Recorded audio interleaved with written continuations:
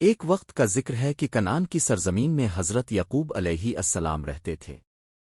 انہیں اللہ تعالیٰ نے نبوت سے نوازا تھا، اور وہ حضرت اسحاق علیہ السلام کے بیٹے اور حضرت ابراہیم علیہ السلام کے پوتے تھے۔ حضرت یعقوب کے 12 بیٹے تھے، جن میں سب سے زیادہ محبوب بیٹا حضرت یوسف تھے۔ ان کی والدہ کا نام راحیل تھا، جو حضرت یعقوب کی بہت عزیز زوجہ تھیں۔ حضرت یوسف بچپن ہی سے انتہائی خوبصورت، نرم دل اور عقل مند تھے۔ ان کی آنکھوں میں پاکیزگی تھی، چہرے پر نور تھا، اور ان کا اخلاق دل کو چھو لینے والا تھا۔ حضرت یعقوب اپنے تمام بیٹوں سے محبت کرتے تھے، لیکن یوسف کے لیے ان کی محبت میں ایک خاص کشش تھی۔ یوسف کا انداز، ان کی معصومیت اور نرمی یعقوب کے دل کو چھو جاتی تھی۔ یہ چیز یوسف کے سوتیلے بھائیوں کو برداشت نہ ہوتی تھی۔ وہ اکثر شکایت کرتے کہ یعقوب صرف یوسف کو ہی چاہتے ہیں، جیسے باقی بیٹے ان کے لائق ہی نہیں۔ حسد کی آگ نے ان کے دلوں کو جلا دیا، اور انہوں نے یوسف سے دشمنی کا ارادہ باندھ لیا۔ ایک دن حضرت یوسف نے اپنے والد سے ایک خواب بیان کیا۔ انہوں نے کہا کہ میں نے خواب میں دیکھا کہ 11 ستارے، سورج اور چاند مجھے سجدہ کر رہے ہیں۔ حضرت یعقوب نے خواب سنا تو چونک گئے۔ وہ جانتے تھے کہ اللہ تعالیٰ انبیاء کو خوابوں کے ذریعے اشارے دیتا ہے۔ انہوں نے فوراً سمجھ لیا کہ یہ بچہ غیر معمولی ہے، اور اللہ تعالیٰ اسے نبوت عطا کرے گا۔ لیکن انہوں نے یوسف کو نصیحت کی کہ یہ خواب اپنے بھائیوں کو نہ سنانا، کیونکہ وہ تم سے حسد کرتے ہیں اور تمہارے خلاف سازش کر سکتے ہیں۔ لیکن وقت نے اپنا رنگ دکھایا۔ بھائیوں نے حسد میں آ کر یوسف کو راستے سے ہٹانے کا منصوبہ بنایا۔ ایک دن وہ سب باپ کے پاس آئے اور کہا کہ ہم یوسف کو اپنے ساتھ سیر کے لیے لے جانا چاہتے ہیں۔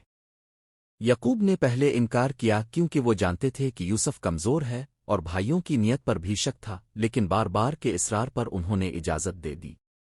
بھائی یوسف کو لے کر جنگل کی طرف گئے اور ایک گہرے کنویں میں ڈال دیا۔ انہوں نے حضرت یعقوب کے پاس واپسی پر ایک جھوٹ گھڑا اور یوسف کی قمیص پر جھوٹا خون لگا کر پیش کیا۔ انہوں نے کہا کہ یوسف کو بھیڑیا کھا گیا ہے۔ یعقوب کا دل ٹوٹ گیا۔ وہ جانتے تھے کہ یہ سب جھوٹ ہے، لیکن صبر کیا اور اللہ کی رضا پر راضی ہو گئے۔ ادھر حضرت یوسف اندھیرے کنویں میں تنہا تھے۔ ان کے دل میں خوف بھی تھا اور دعا بھی۔ اللہ نے ان کا ساتھ دیا، اور کچھ ہی دنوں بعد ایک قافلہ وہاں سے گزرا۔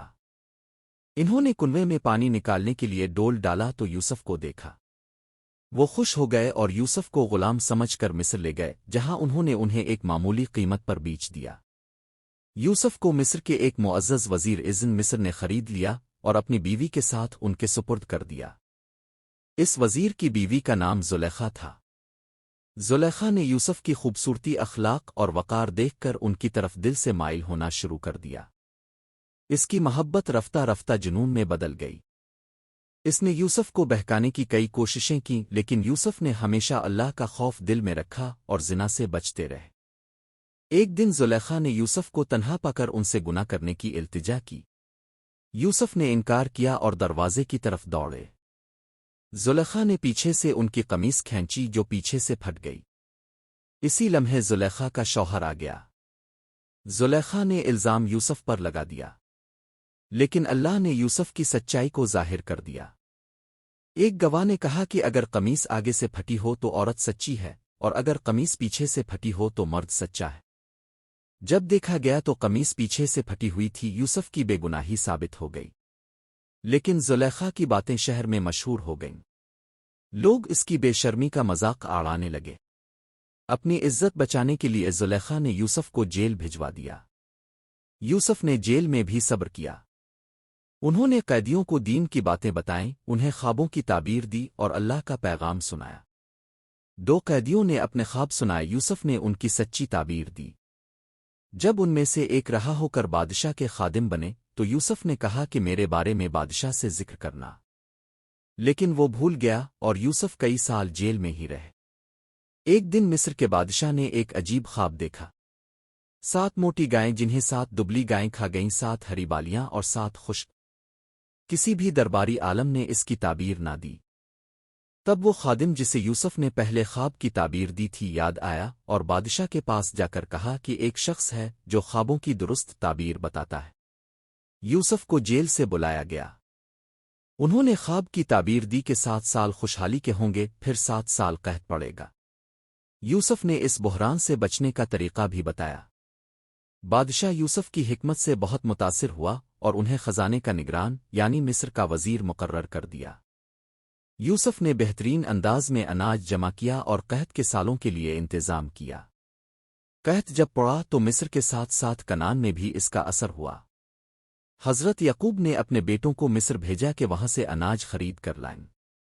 جب بھائی مصر پہنچے تو انہیں معلوم نہیں تھا کہ وزیر خزانہ وہی یوسف ہیں جنہیں انہوں نے کنویں میں ڈالا تھا۔ یوسف نے ان سے نرمی سے بات کی اور ان سے چھوٹے بھائی بنیامین کو لانے کا کہا۔ جب وہ دوبارہ آئے تو یوسف نے بنیامین کو اپنے پاس روک لیا۔ پھر ایک وقت آیا جب بھائیوں نے اعتراف کیا کہ انہوں نے ایک بار اپنے بھائی کے ساتھ ظلم کیا تھا۔ یوسف رو پڑے اور فرمایا کہ میں ہی تمہارا وہ بھائی یوسف ہوں۔ بھائی شرمندہ ہوئے اور معافی مانگی۔ یوسف نے انہیں معاف کر دیا اور فرمایا کہ آج تم پر کوئی الزام نہیں۔ انہوں نے والد کو بھی مصر